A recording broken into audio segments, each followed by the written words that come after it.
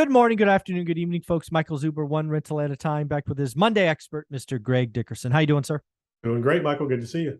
Oh, man, I have been waiting for this conversation, right? We both talked last week, the Fed meeting on Wednesday. The Fed gave us what both you and I expected, 75.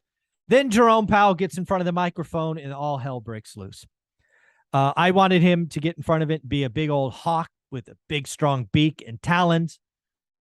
He certainly wasn't that, but the market heard him be a big, fat, fluffy dove. And I've listened to it twice, and I have to ask others because I think I missed something.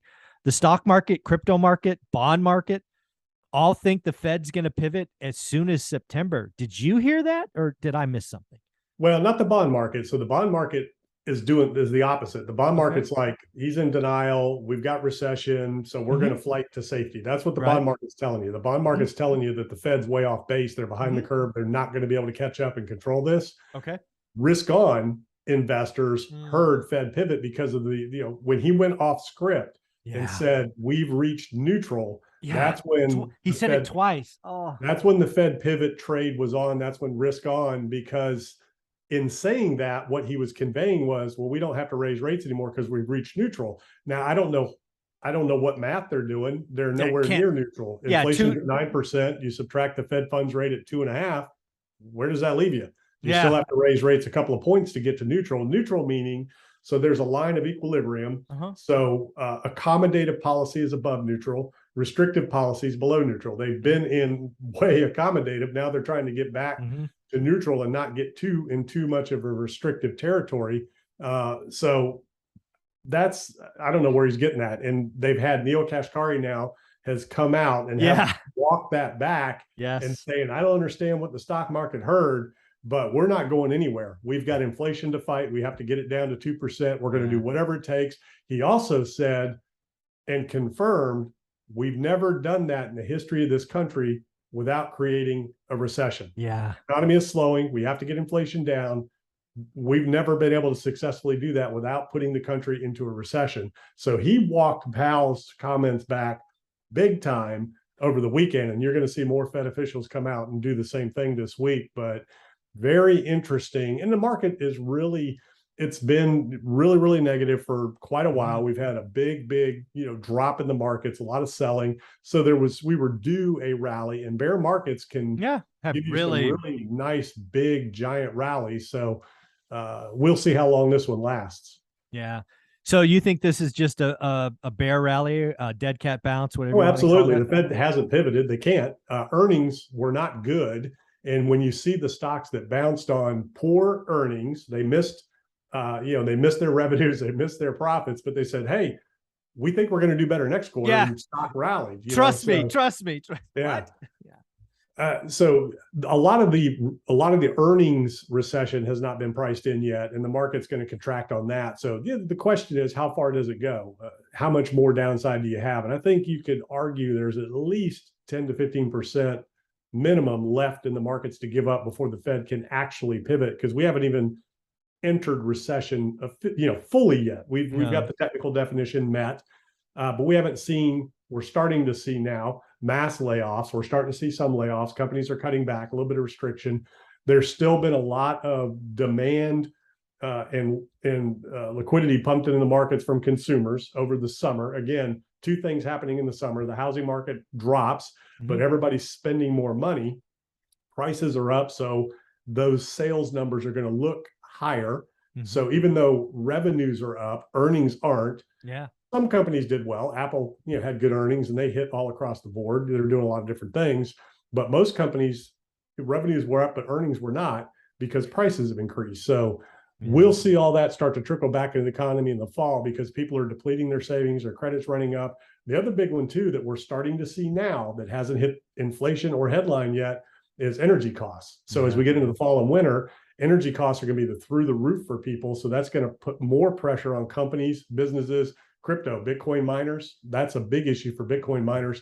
But we saw reports over the weekend in the news about electricity prices doubling in a lot of states, that the electric companies are doubling their rates. Wow. So people that were paying $90, $100 a month are now paying $200. And they're like, we have to make choices. If we pay our electric bill, we can't do these other things. So what's the first area that gets cut? Discretionary spending. eating out, going to the movies, buying those little things that everybody's been buying all summer, taking the trips, taking the vacations, eating out, doing all the different things because we've been locked up for the last 2 years basically and restricted. Mm-hmm. People went haywire this summer, cabin fever. They're going to contract getting into the fall and the winter because all of these bills are going to come due. So that's what hasn't hit yet. That's what the market knows is coming. So you saw this little rally, a lot of short covering, a lot of hedge funds that had to make money because they're so far down. Mm-hmm. BlackRock's down $1 trillion. I saw that. They have to get in there and start making some money. So that's what you're seeing happening in the markets. But the real earnings, the real recession, the real layoffs, the real business closures, things like that hasn't happened yet. I'm not saying it will or it has to, but I'm just saying we're heading in that direction. And energy is a big one. Food is a big one. And rent and housing costs in general are huge that haven't even been factored into the inflation prints yet. Yeah, we talked a little bit about this in episode number 1, but we'll do it again here. We get a CPI number next week, I believe. I think it's the 10th. I haven't verified that yet, but it's sometime next week for June. Or I'm sorry, for July. And obviously June was 9/1. I'll let you say it here. Do you think we get a 9 handle again? I think so. I think we're going to be, I think so. Yeah. Yeah. And again, kind of tying this together, it's really fun to watch the market and the economy, right? I talked to a stock guy on Sunday and another stock guy today, actually, after our conversation. And the market, I believe, is set up for CPI to be something like 8.5, 8.6, right? That's what they basically are. The stock market wants to claim peak inflation. They want the Fed pivot. The stock market wants the Fed pivot. And the only way they can get it is CPI rolls over significantly, in my opinion. Well, they tried to talk the Fed into it last week. They did. Yeah, they did. I think what really happened was Nancy Pelosi got on the horn and said, "Hey, pal, we've got some buddies we got to bail out here before this campaign. Can you give us one more bone before you pull the plug?" So he threw everybody a bone. Friday was a big day. Neil Kashkari came out over the weekend and said, "Wait a minute. No. I don't know what the stock market's listening to." But I just looked while we were talking. So next Wednesday, CPI comes out for July. So I don't see how it's not going to be another 9. It's got to be. Yeah. The only thing that's come down is gas, nothing else. And then now we're going to see rent and housing come into the mix. So it's got to be the same thing. There's just no way it can come down. Yeah. From memory in CPI, this again is headline, not core. Headline rent is, I think it's 30% of CPI is rent. And also, as we've talked about for a year now, rent is a lagging indicator, and it's starting to catch up. It's about 6 months behind, and it's right now reporting from memory like 5.8%, but we all know it's 14 or 15 or sometimes 18%. So lots of rent pull through. Gas, sure, it's down. I don't know, call it 10%. I think gas is like pumping gas is like, I don't know, 11 or 12% of CPI. So yeah, I think it pretty easily could have a 9. Low. I think it could have a low 9 on it again. And then what happens there is more Fed presidents come out and say, we've got to do our job, blah, blah, blah. I think there'll be talk of an intermeeting rate hike, which Powell seems to be opposed to. Let me ask you that question. Let's assume it comes in at like 9.3 or 9.4. So peak inflation is not in. Do you think we have talk of an intermeeting raise? Because again, we don't have another Fed meeting till September. Yeah, if it's in the 9s, I think they might do something between now and the next meeting, maybe 50 basis points or something. Something, right? Yeah. Yeah, I think they would have to, because what they've done, that's the other thing he said. He said that there hasn't been enough time for what we've done to really work its way through the system, but it's starting to have an effect.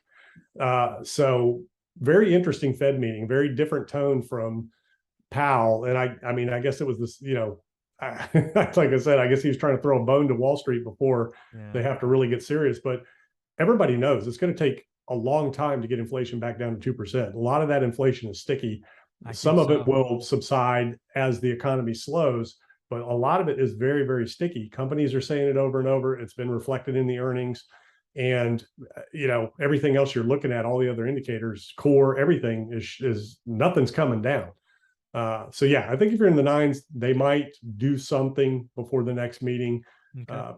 It's just hard to say. I mean, It's the certainly way they're not acting, his. what he's doing just doesn't make any sense. It's certainly not his natural stance. He is definitely the Fed president that wants to over communicate. He's not Paul Volcker. Paul Volcker loved to rattle Wall Street. That's not Jerome Powell's ilk. But yeah, we get a 9.3, 9.4, start heading to 10. He's going to have to do something. Yeah, I'm not sure if it'll be that high, but I'd see it being 9.1 again. I just don't see it. I haven't seen anything come down. Yeah. So the last question, if you were to give Jerome Powell some truth serum or alcohol, have a one-on-one conversation with him, do you think he would admit over the weekend that he's pissed off that risk on happened Thursday and Friday? Or does he not? Is he disconnected and doesn't care that Wall Street went up 4%? What do you think? I think he knows exactly what he was doing, and I think he was throwing a bone to Wall Street. I think. So you think it was purpose? I think so. Oh, I think he knew exactly. Shame on you, Jerome Powell. I think he did it for exit liquidity. I think he's helping some people out. Shame on you, Jerome. Not good. Tisk, tisk, tisk. Bad, bad, bad. Hey, Greg, he's not dumb. They may be, I don't know what they're looking at with their inflation call, with recession call, things like that. And what's really interesting is Neil Kashkari was the most dovish member. He was, or is, or was. And now he's flipped totally the opposite way because he's realized the damage they've done. I think there's more to the story with Powell. He knows exactly what he's doing. He knew exactly what Wall Street would do on his words. Yeah, and again, it was all off script. You can always off script. It was during the Q&A. Yeah, yeah. He got to neutral, said that twice. Then he talked about the rate. I mean, he said, you're right. I mean, you could look at it as like, well, that's exactly what Wall Street wanted to hear. And if they hear what they want to hear, they're going to do what they do. And they did what they did. So, yeah, I was under the yoke. If you gave him true serum, he would admit he was pissed off. But yeah, maybe he did it on purpose. That's certainly one outcome. Great. Hey, everybody else, including Larry Summers, everybody else who's been at the Fed, been at the Treasuries, come out and said, I have no clue how he got to neutral. It's indefensible. It makes zero sense. Yeah, I heard Summers. So the only answer is he knew exactly what he was doing, and he sent Wall Street a bone for a reason. So the question is, what's that reason? Who's he talking to? Why did he do that? Not cool, Jerome. Not cool. Greg, where can people find you? There's nothing wrong with it. A lot of people made a lot of money on that. Yeah, I guess. Yeah. Where can people find you?